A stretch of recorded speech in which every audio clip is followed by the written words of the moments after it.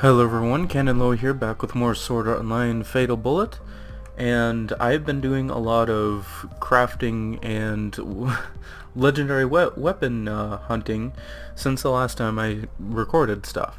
So, just to showcase at least a few of the things that I have gotten, I have crafted a Crimson Roar Type 3+. This is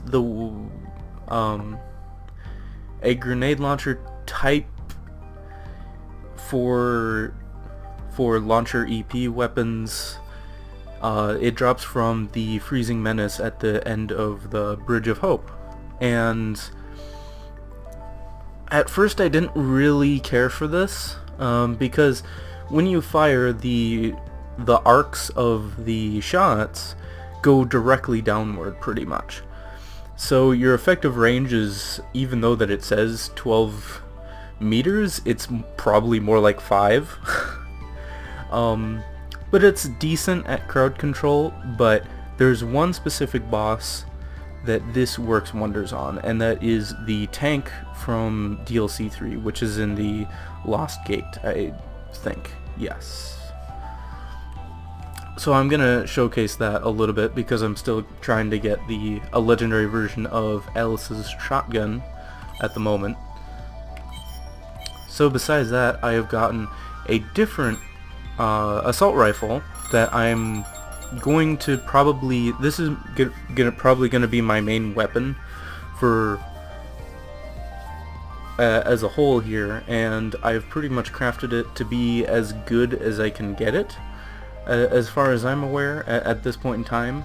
So this thing has 890 base max damage, and I raise it up to 1300, and this weapon I prefer over the SMG with high crit chance, or at least I would suspect. I don't have a rank 11 version of that one, let alone a legendary, but this thing has grade A accuracy right off the bat. It has 25 meter range, which of the SMG I think has 20, and it has 15% crit chance, and unfortunately a kind of box standard 150% crit multiplier, but the base damage is so much higher that it kind of makes up for it. The base damage of the SMG, and the one that I'm referring to here, is, let's see if I still have one of those in my inventory here. Okay, I guess not.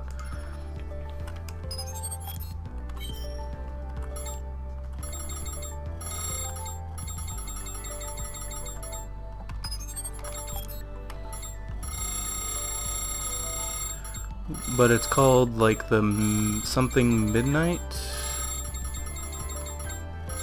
SMG. I know I have one in here somewhere. Or maybe I'm looking at my inventory, whoops.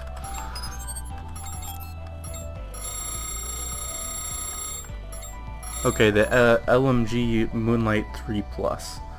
I was originally going to have this be my main weapon, but the thing about this is that when I compare this to the AR Blue Rose, is that this thing, even at, this is a rank 10 version, but when looking at the rank 11 version, it has like 500 base damage.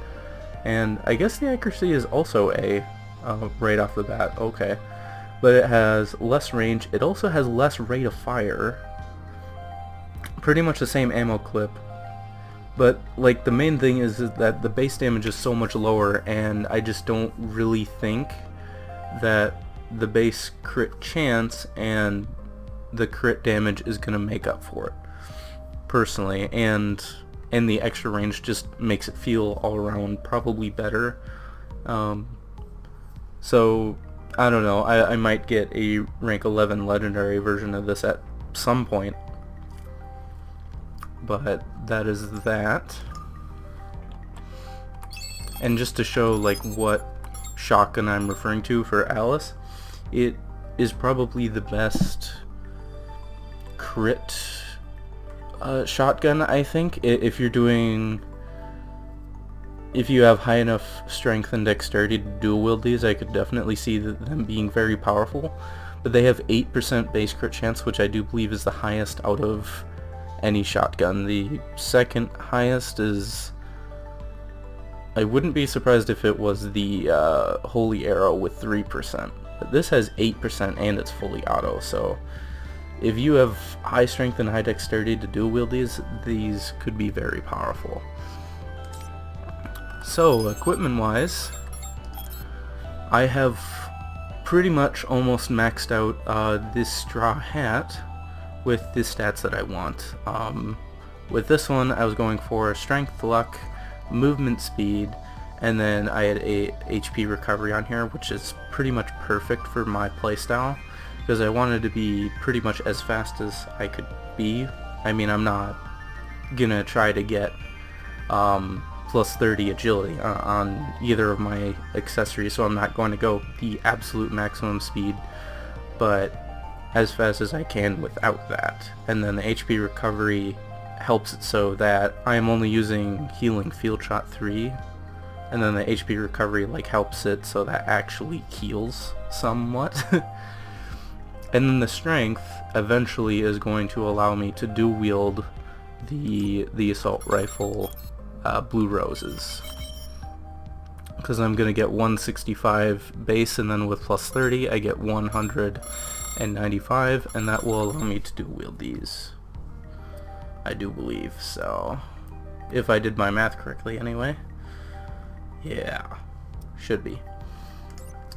So with that, another thing before I get started that I just thought was worth mentioning is that I noticed that Levere finally has a rank 11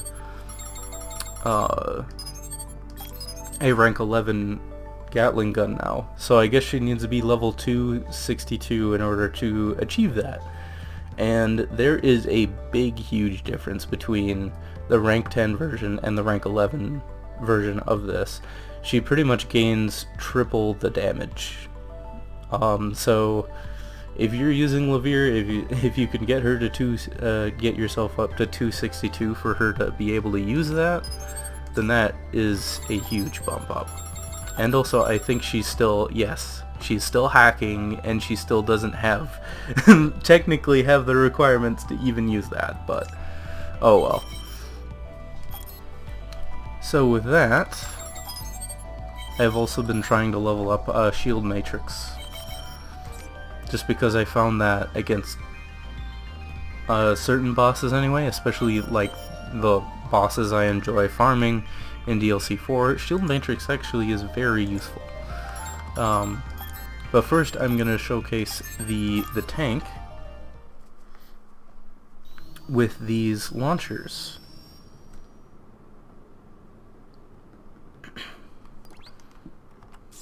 So first of all, dual wielding them just absolutely looks ridiculous in my opinion. It just does not look like you should be able to dual wield them, but oh well. The other thing is that their arcs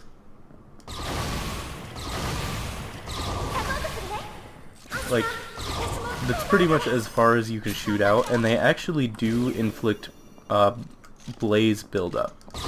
But since their arcs are down so much, like against any enemies that are not right next to you is pretty much useless.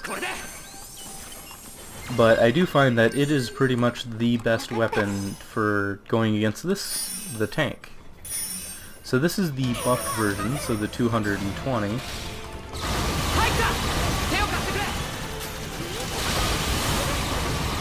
And sometimes I do 10,000, 20,000, and then when I get a crit, it goes up to 50,000, which is really nice. I'm not exactly sure why it sometimes goes to 10,000 and then 20,000.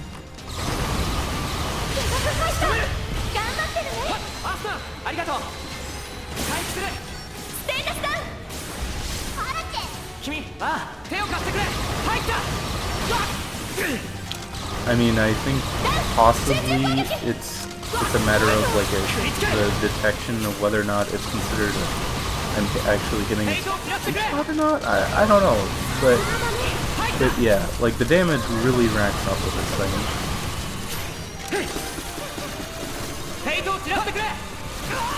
And it also downs it actually incredibly easily as well.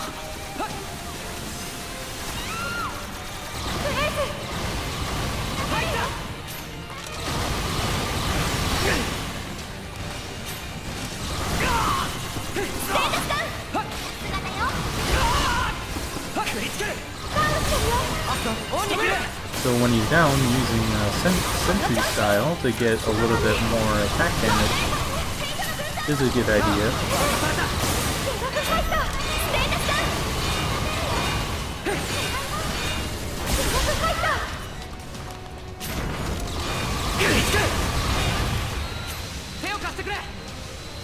And usually for me anyway, it takes roughly between 150 to 200 shots in order to get him.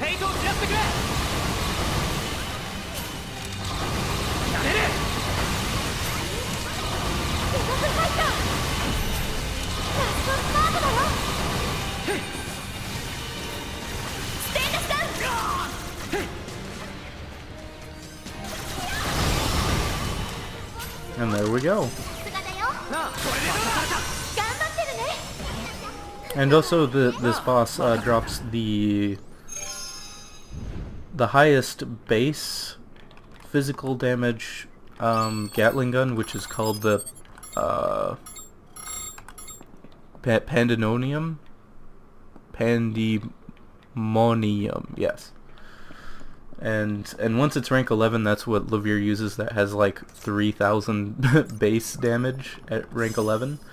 So if you're looking for those, that is what the tank can do for you. Or if you're grinding for the shotgun, like I am, and then you get one of those anyway. So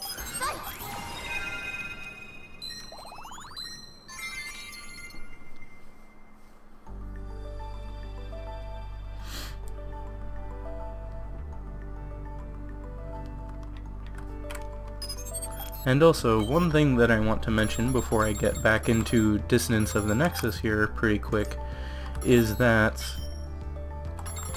I have noticed that a lot of bosses do now drop the overclock chips that were added in the August update. And it seems like they drop from pretty much any boss roughly over 200. I mean, that's what it seems to be, or at least like major end dungeon bosses anyway. Like the Freezing Menace at the end of Bridge of Hope, he drops overclock chips, the Snow Queen drops them, and the tank also drops them, as far as I have killed so far. So I don't actually know what other ones drop them or not. But also, what I've noticed is that those three bosses also drop diamonds. I'm not sure if they did that before or not, but fighting the Snow Queen and the Freezing Menace, they both drop roughly around 10 diamonds per kill. So if you're really good at killing them, they are quite possibly, in my opinion anyway, from what I've experienced, one of the fastest ways to make credits. And I can tell you that from me forging this, it requires a lot of a lot of credits in order to buy the materials. I've been buying the materials from the Shady Material Shop. You can get pretty much most materials from that. There's just so many things that I wanted to mention before I get back into Dissonance of the Nexus, so bear with me here.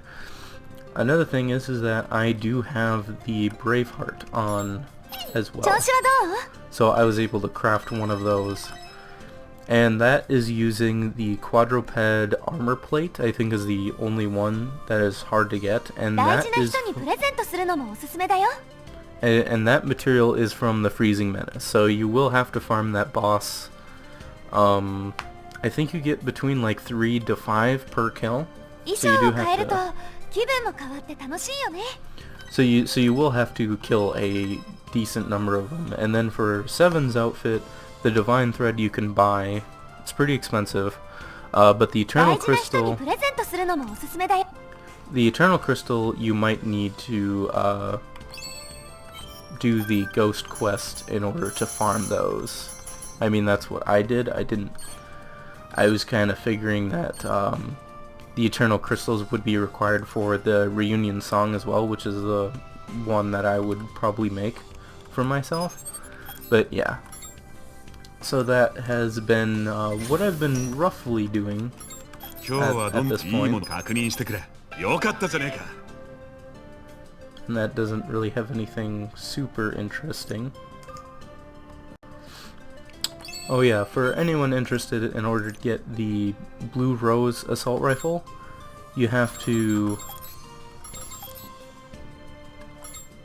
Yes, I do. It's in the Lost Gate midpoint, number 1, I do believe, and then... Keep forgetting that you can actually move these. And it's kind of one of the gold drones, and it roughly spawns here, and it doesn't spawn every single time, so you will have to refresh it quite a bit. And also, for some reason, well, I mean, I guess it makes sense, but they will mostly drop rare ones. They don't have a super high legendary drop rate. I mean, at first, when I was looking at them before, I thought that they only dropped rare ones for some reason. So yes, they do drop legendary versions of them, but that's where you farm for that assault rifle specifically. And what I would recommend is that if you have like buffs for like your Arphasis that you want leveled, such as like any of the forms, concentration, or just like put all of the buffs on your Arphasis that you want to level up while grinding for that assault rifle, because they will activate them every single time you reload the section. So it is a really good way of increasing their proficiency for those buffs if you are interested in doing that. So yeah.